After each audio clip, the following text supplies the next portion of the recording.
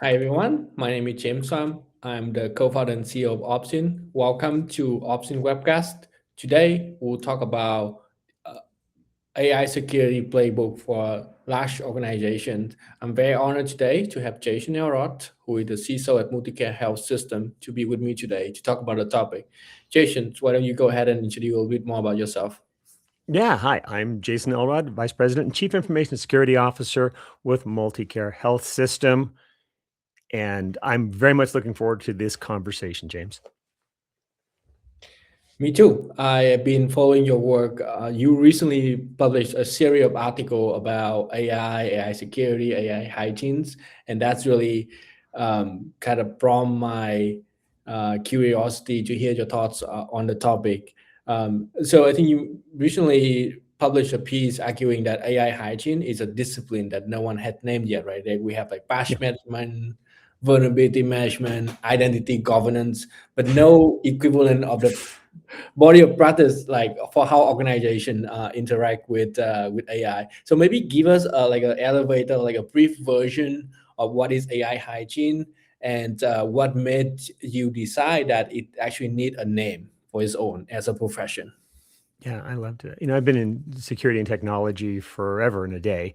And we love our acronyms, right? We love to build box and framework things. But the one line frame really around AI hygiene is it's the discipline of keeping your AI systems clean, accountable, and aligned with your actual intent, not just your policy documents. So, what does that mean? Most people hear hygiene and they think of basics like keeping software patched, but Mhm. that framing's too small. AI hygiene is about the ongoing operational discipline of governing AI in motion as it's acting, not at deployment, not at the policy review meetings, literally at 2 a.m. when no one's watching and the model is still making decisions. Yeah, I think that that make a lot of sense. Um, and I guess like with the increase in AI adoptions right now. Like everyone and their mother I talk to, like, all right, I'm gonna adopt AI, right? Like AI. Like everywhere you go is you hear that. And how do you think about like there's some school of thoughts that AI security is just another terms that build on top of like other disciplines, right? Like you still have all this like configuration setting that need to do all this like traditional discipline is still there, right? AI security is just a combination of like what are your thoughts on that? Um, I agree and wholly disagree at the same time. So you've got to be able to hold these two thoughts in your head. Um, and I'll stop with where I agree on that. So I think at its core, if you're providing security around data, data is the asset, identity is the perimeter, the context and classification of that data determines the controls. That's Mm, essentially information security across the board. correct. Yeah. And I think as long as you have really good hygiene around those things, really good basics, you know your data, you know where it's at, you know its classification, you understand the identities of what or whom should have access, where, when, and why, for how long, and you have a mechanism to apply those controls at that level. One of those Mhm. big major blocks I just mentioned there, then you're good, right? Then you're ahead of the game. It is that boring, disciplined activity of just data security governance and data security hygiene. Mm. And what that does, so yes, you just need to do that really good. You do that really good, you're ahead of 80% of the population organizations out there. But I also disagree with it because I think when I look at that, I said, hey, identity is the perimeter, right? Mm. Identity is the perimeter. Well, most people have no understanding or clue how to manage non-human identities. Yeah.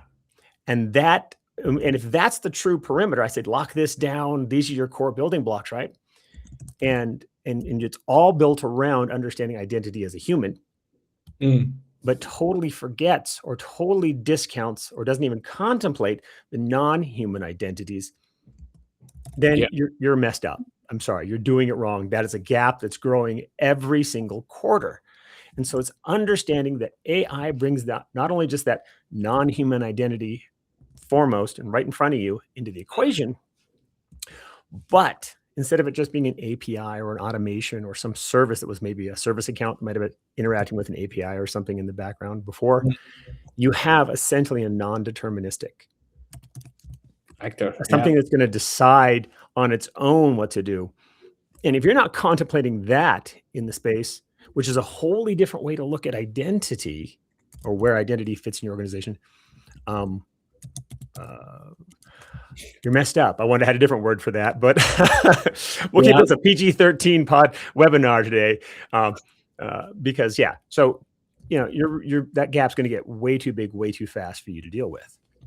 Yeah, exactly. Given the adoption of AI and people are creating AI agents left and right? Like there's some of these platforms that you think about, like everyone is adopting, right? Like Google Gemini have it, Microsoft Copilot had it, ChatGPT had it.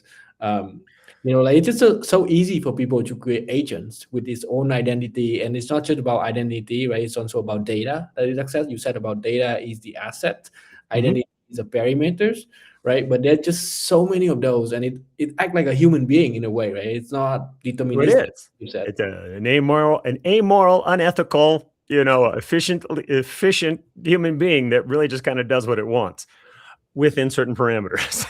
Within certain parameters. And that's kind of where you and I've had these conversations before. What are the appropriate guardrails that you need to apply? Because it's not just like, hey, it's a service account, runs this cron job, that does this backup at this time against these things.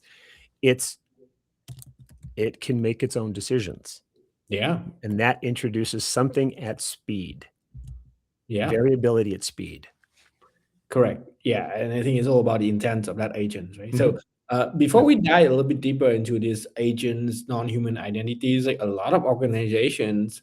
So I think of AI adoption and AI security in stages, right? Stage one is you cannot govern what you cannot see, which is visibility, right? Yep. So the first step for a lot of organizations that I've seen is shadow AI.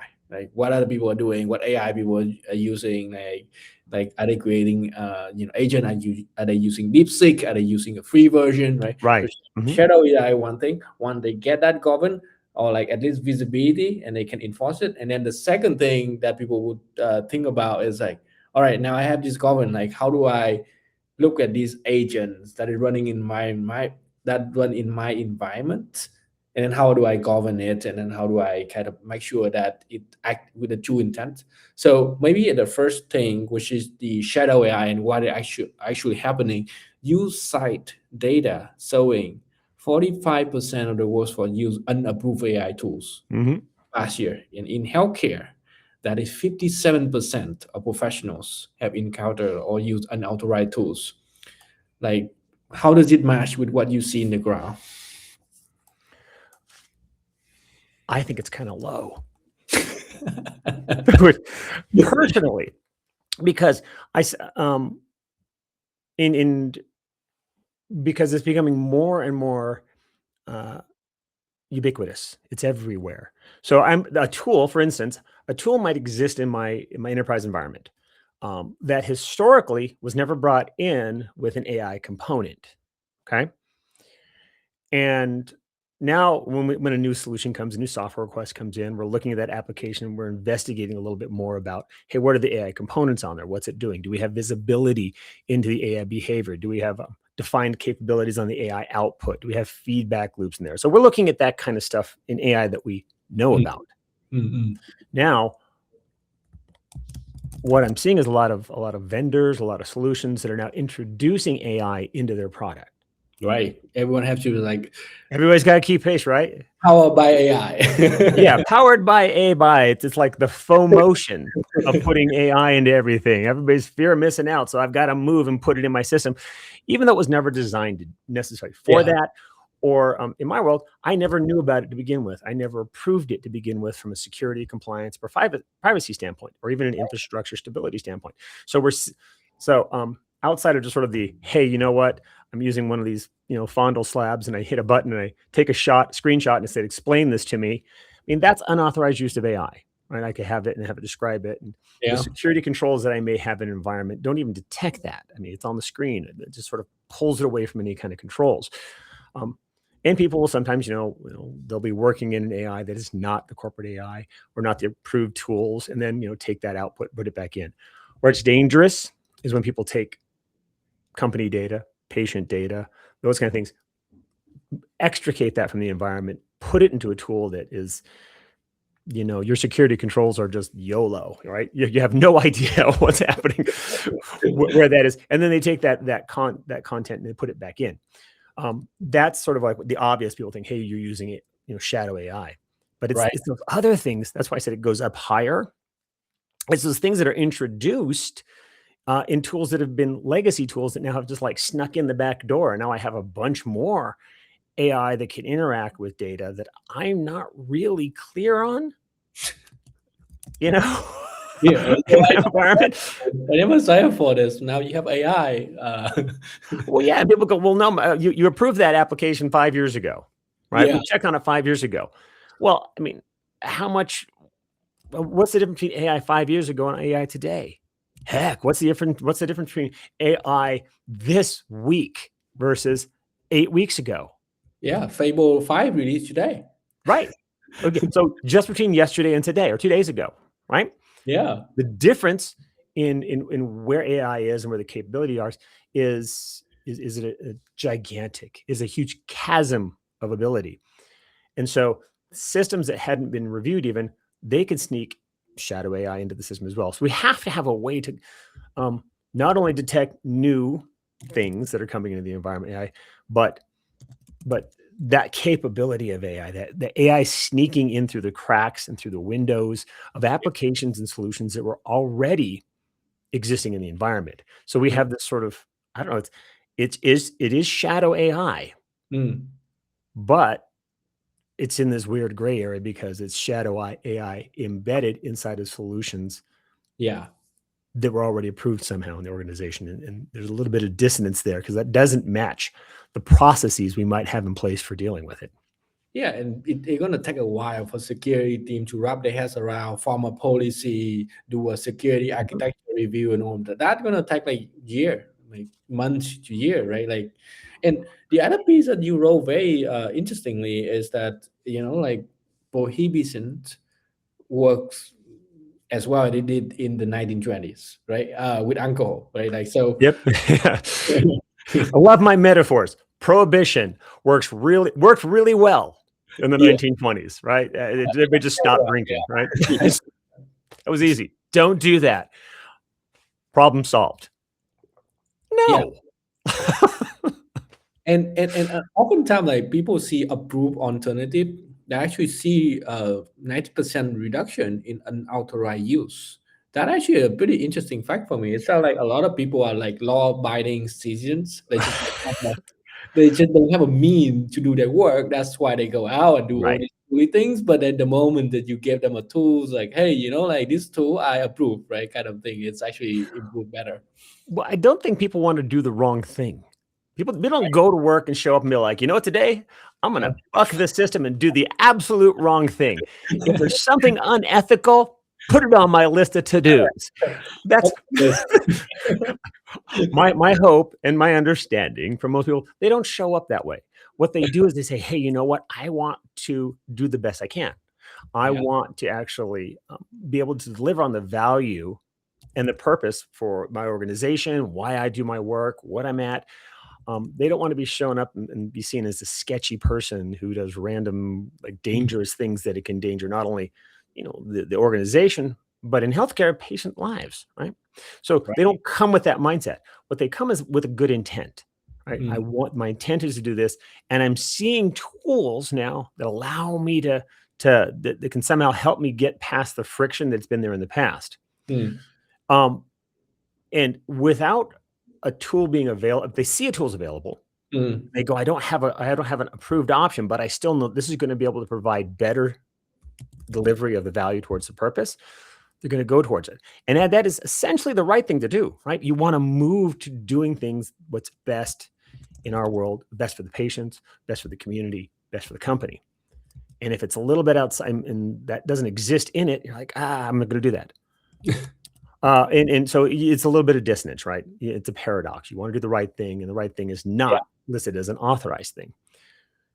When I see that kind of friction in the organization, hey, I want to be able to do this thing. I want to be able to run this agentic automation. Let's say it is. We have 1, 2, 3, and 4 because that'll make it so much better for X, Y, or Z in the delivery of purpose in healthcare. I want to say, okay, great. You're the expert there. You're the closest to that. I love that diversity of thought because I never would have considered that. But now that when it's shown to me, I can say, great, do we have tools that we can use that can do that now? And we can say, okay, great. Did you know you could use, in our world, we're a Microsoft shop. And so we have Microsoft Copilot in our environment. Did you know, hey, how could you use Copilot for this? Could you use this approved AI model or AI system in it, whether it's Claude or Copilot or whatever?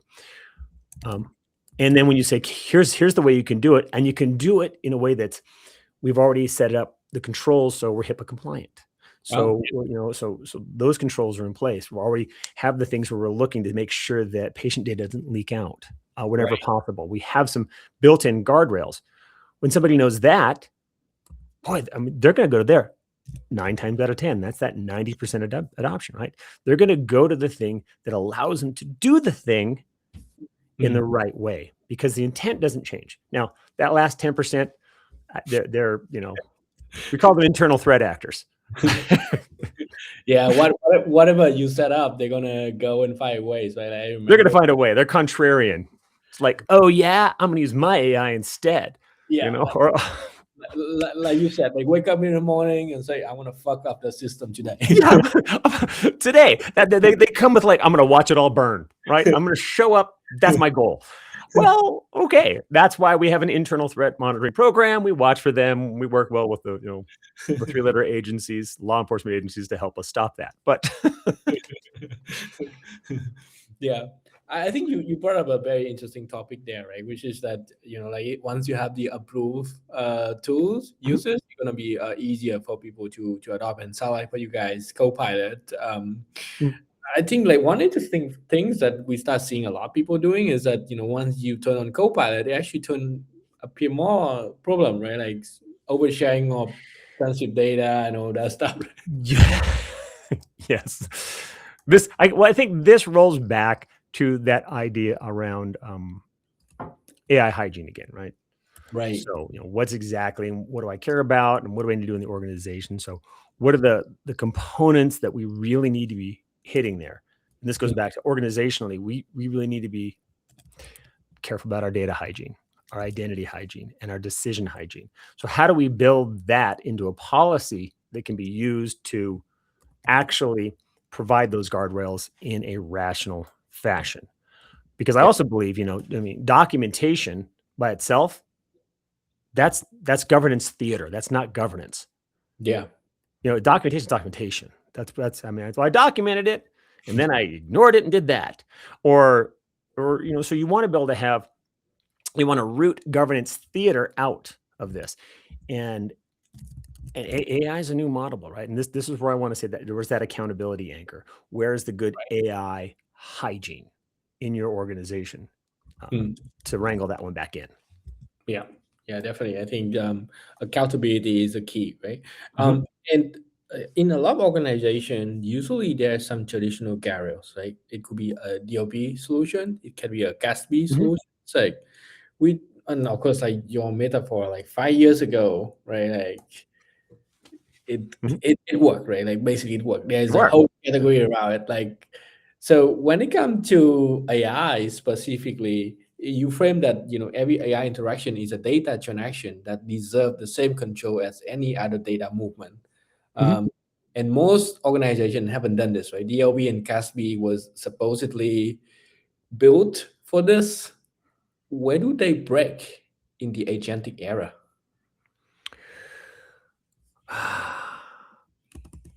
There's a few spots.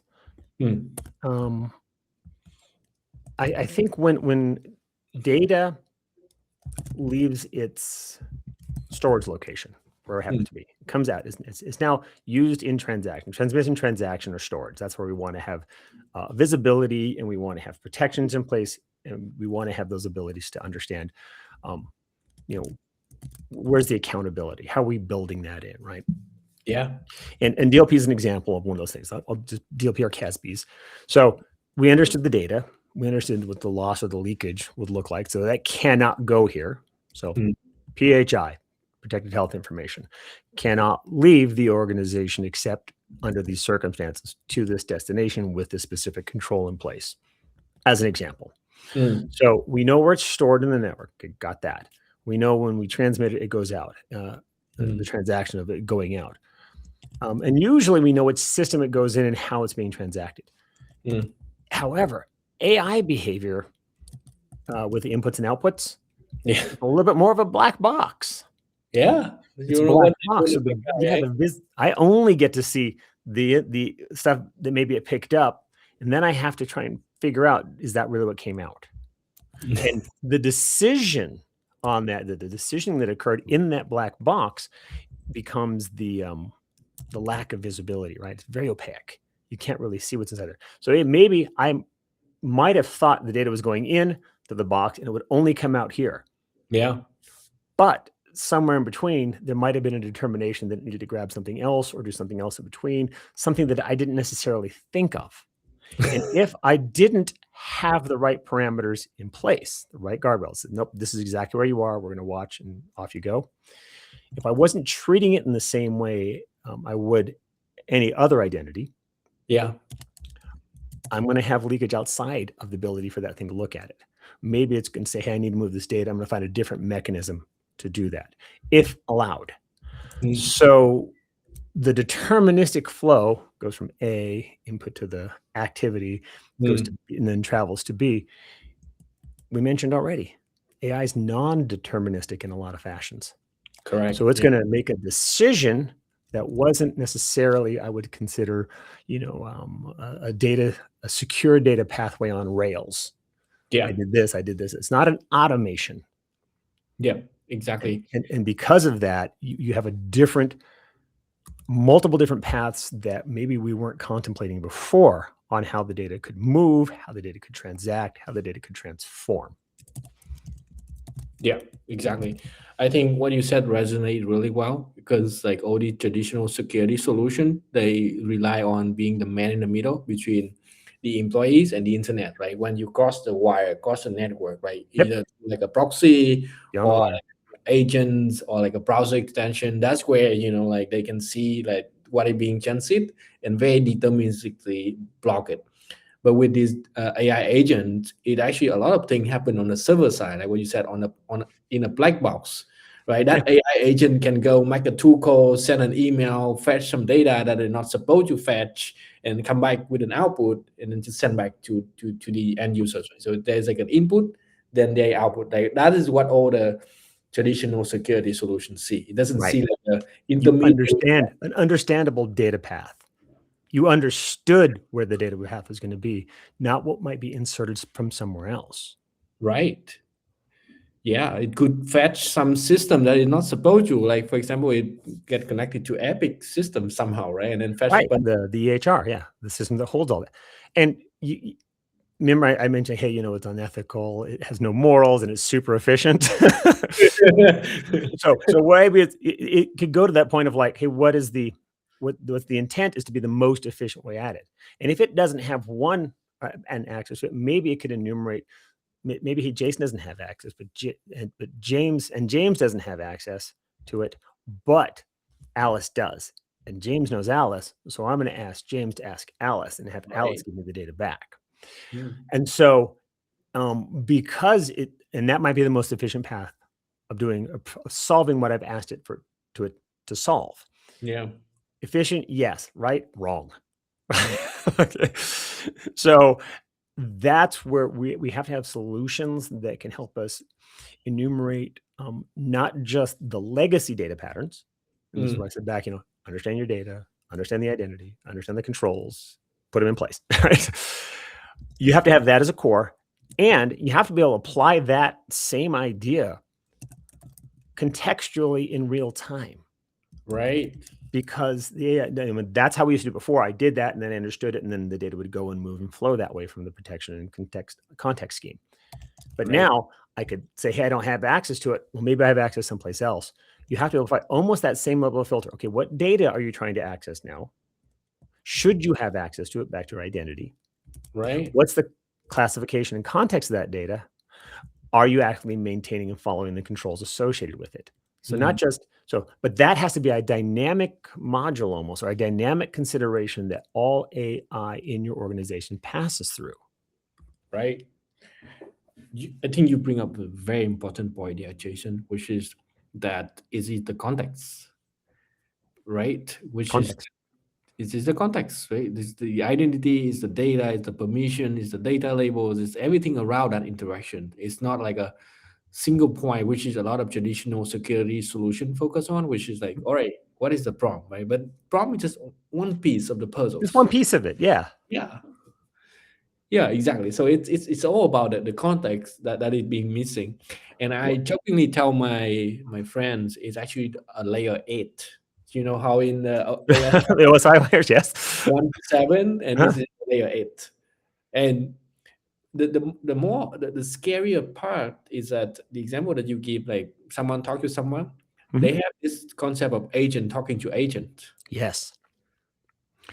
And I was at a very large software manufacturer, a software developer, and we were talking about agents talking to agents and how it has access. So it says, you know what? Does this agent have an access to an agent that has access to something on the internet it shouldn't have access to? Right. That you don't get access to. And they're all like, well, of course, it understands that. We've got the CASBs in place. We've got the DLP in place. We've got all these controls in place. I said, great. I go, well, why don't we ask the AI to actually do this for us? Like say, hey, you know what? I can't access this, but do you know somebody? You have a buddy who knows how to do this? Can you set up this point? Because I'm doing research for X, Y, and Z. So Agent buddy. Agent buddy. I know a guy, right? That's the AI knows a guy. And we were able to demonstrate just through the creation of an agent and giving it access to a system that has access.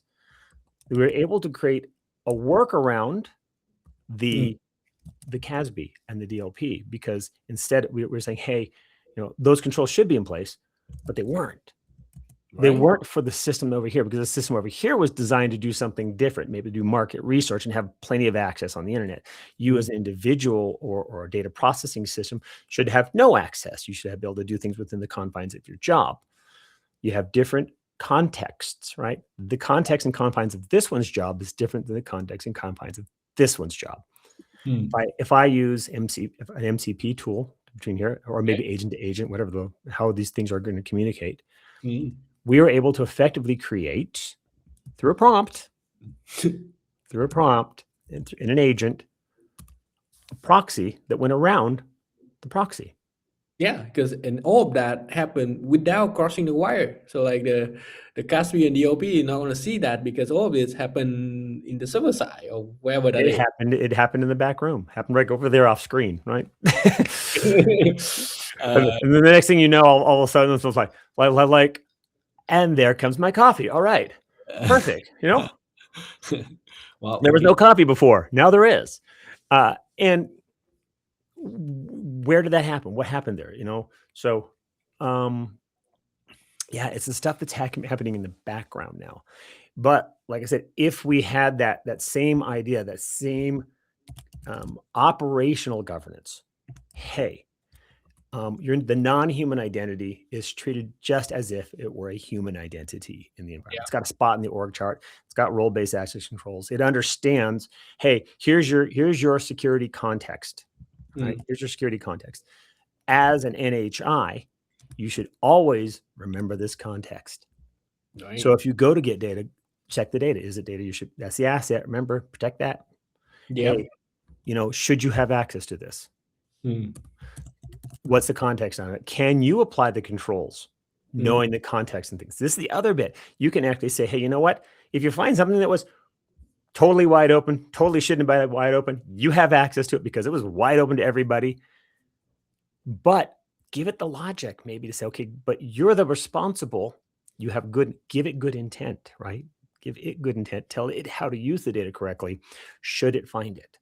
Even if it wasn't constrained to begin with. Back to that 90%, right? We'll use the tool that you're given.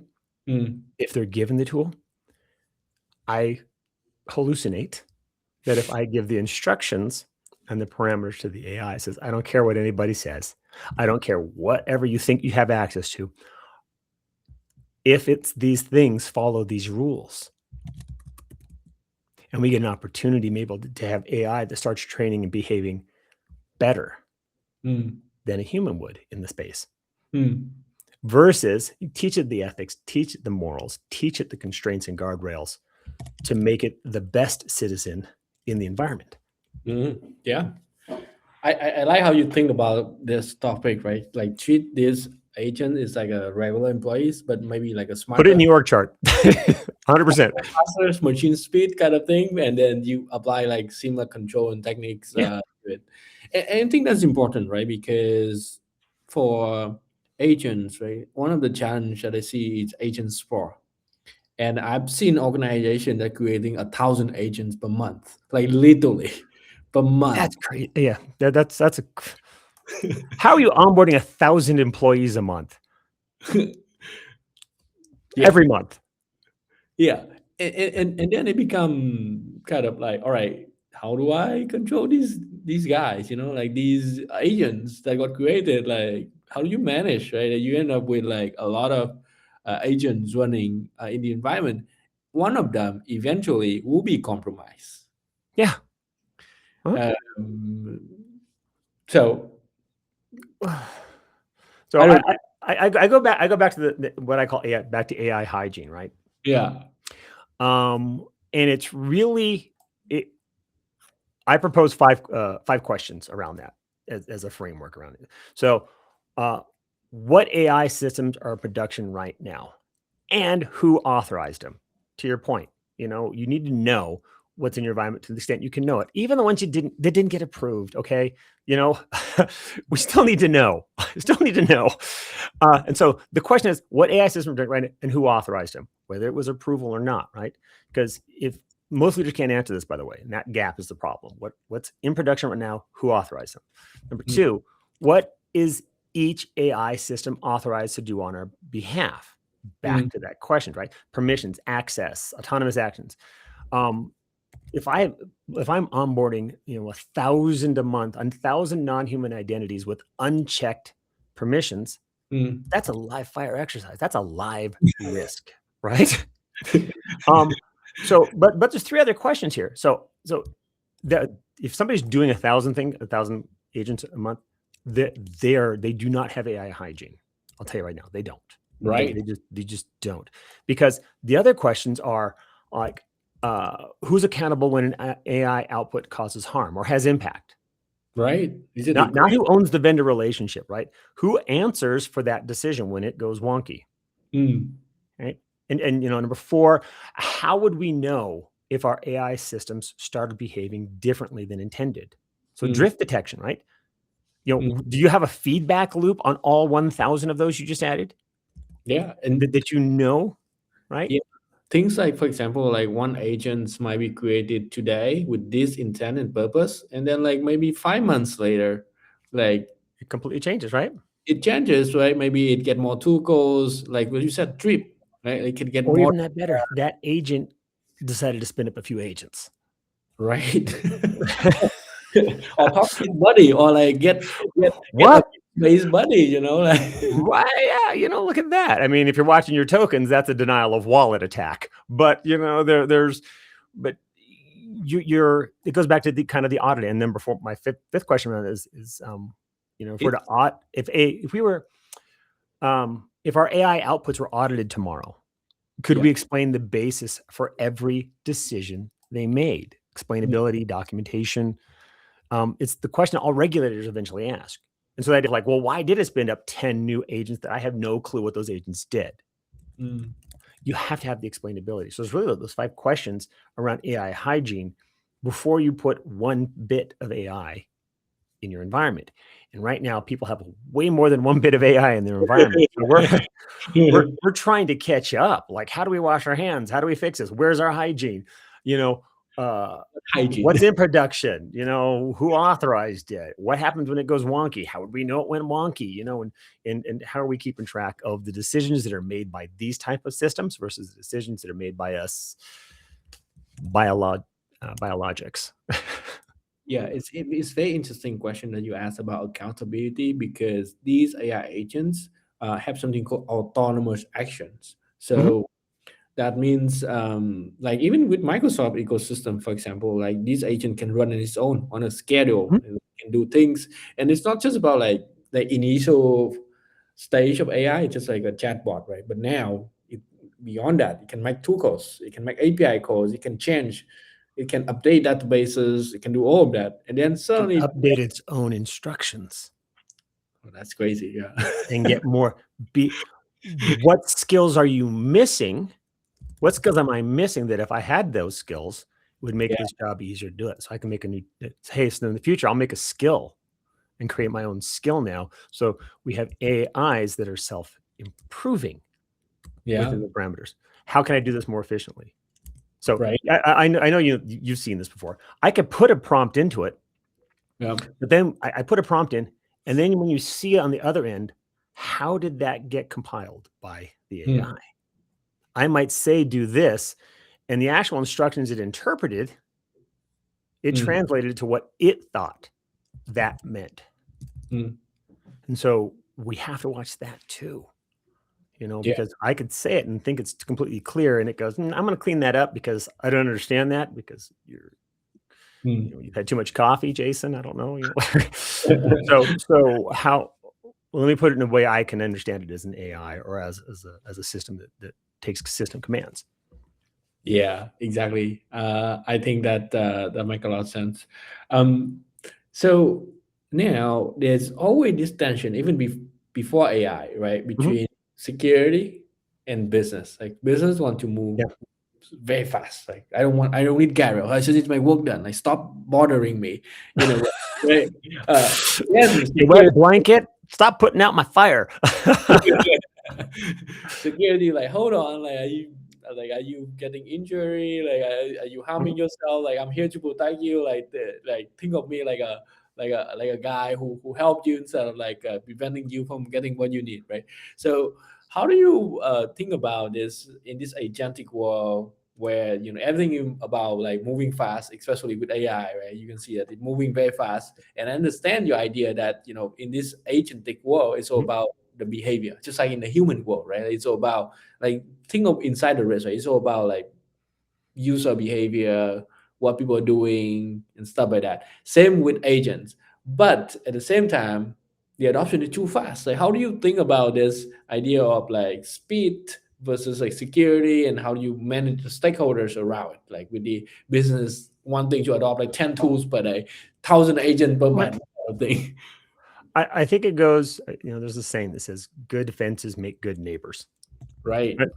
And I think the proper constraints make faster innovation. And Mm. what I mean by this, and here's my metaphor for this one. If I had, let's say, a 4-lane wide road on a country road that goes Mm. out there, it's 4 lanes wide. There's no lines and there's no lights and there's no divider and there's no posted speed limit and there's no direction which way the traffic has to go. Mm. Okay. And I've got hundreds of people to move it down that road any day. Okay. Mm. The road exists. Everybody gets cars. Right. There's no defined rules. How fast you going down that road at night? 200 miles per hour. You are? Yeah. So you're the one guy that's knocking everybody else off the road because you're sliding back and forth. It's crazy. People will self-constrain. What happens is they go, it's the wild, wild west. I've got to be really careful. I'm going to go a little bit slower because I don't know if that car coming at me is going to like, is it on my lane? What is my lane? Is it a 3 and a 1? They get 3 lanes and I get 1. Is the 1 lane down the middle? What happens here? And so you have, an unfettered, there's no fences, right? Yeah. But everything you do is scary and sketchy. and you can't, it's non-guaranteed, and you can't repeat it. Yeah. Now, what do you do? What's the equivalent of doing that? That's the equivalent of saying, hey, just YOLO, go download whatever app you want, go for it, connect to it, and hope that you don't go to jail. Hope that you don't kill a patient. Hope that you don't destroy the business. Hope is not a strategy. Okay. And so everybody sort of self-constrains in a weird way, the way they think is best. Some of that's wild crazy because James wants to go 200 miles an hour down the road. I might be a little more conservative on that, but so people are going to go at different speeds at different directions, right? Yeah, some like very worried and concerned, they will slow themselves exactly. down, hurt, right? So it actually security help business moving faster. Got it. So security can't be like, I'm gonna drive the car for you. You can only drive this. You can only drive a bicycle with lots of armor on it. So you can't go. No, that's the wrong way to do security. The right way to do it is, okay, look, it's a 4-lane highway, 2 going this way, 2 going this way. Right. There you go. I'm going to put a cement divider in the middle. I'm going to put a bunch of lights. So it doesn't matter what time of day, everybody can see what's going on, right? You can see it. People can see it. I'm going to put a guardrail over here, right? So you're not, so if you get close to that, you're going to bounce off that and you're not going to fling off the cliff. Okay. So I'm going to put some guardrails in and I'm going to say, here's how you can get on the freeway. Here's how you can get off the freeway. The minimum you can do on the freeway is 25, let's say, or 30 or 40 miles an hour. Don't go too slow on it because people go fast on this. Then I say, okay, when there's lots of traffic, you're going to do, you're going to stay in the speed limit. That's going to keep everybody safe. If there's nobody on the road, do I really care how fast you go? Not really.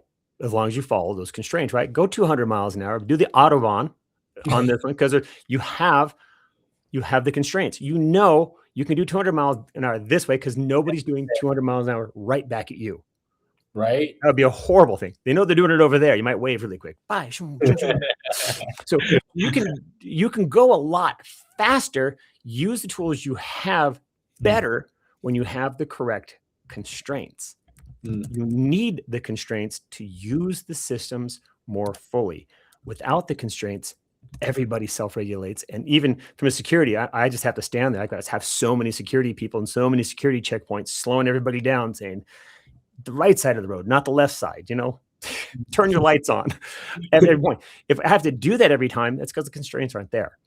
So organizationally, you need to have that. Back to AI hygiene. Back to AI hygiene, and I feel now it's a perfect spot to end the webinar with one question, question that you always ask. If you didn't have to do anything, what would you do? Oh gosh, this answer. We've had this conversation. We do, yeah. I'd have conversations like I drink coffee and I do cool stuff with people of purpose. Because I think that's it. So I think one of the biggest components here is I think people wrap too much of their identity into the container that is their role, like in work. And so I would say one of the things you need to do is understand who is doing that role and invest a little bit more in that, because roles change, things change, capabilities change. So invest more in who you are versus what you do. Decabot. Right. Like you don't want to, like you said, role changes, right? Like one day roles change. AI showed up 5 years ago, changed a bunch of people's roles. If you weren't sure who you were in that role, that's causing a little dissonance for a lot of people. Yep, exactly. To do cool stuff with people of purpose. There you go. Drink coffee and do cool stuff. Drink coffee and do cool stuff. I really enjoyed the conversation, Jason. And how do people get in touch with you if they want to learn more about AI? And especially, we have a lot of healthcare organizations are trying to adopt AI nowadays with the guardrails, like what you said. Like, with the guardrails, right? With coherent ones, because you want to make sure that people can go fast and innovate. Best way, reach out to me on LinkedIn. I am on LinkedIn at the Jason Elrod. You can go ahead and find me there. You can also, like James was happy enough to help prop me up on this. And I do have a podcast, Call, Drink Coffee, Do Cool Stuff. That's available. Of course you do. Of course I do, right? This microphone doesn't pay for itself. Yeah, but go ahead and check that out. It's at limitlesscyber.com/DCDCS, Drink Coffee, Do Cool Stuff, or limitlesscyber.com. You can also go visit me there as well. Thanks. with that, thanks everyone for attending the webinar. And if you have any additional questions, feel free to leave in the comment. We Yep. are happy to answer all the questions that you have. Thanks, everyone. Thank you.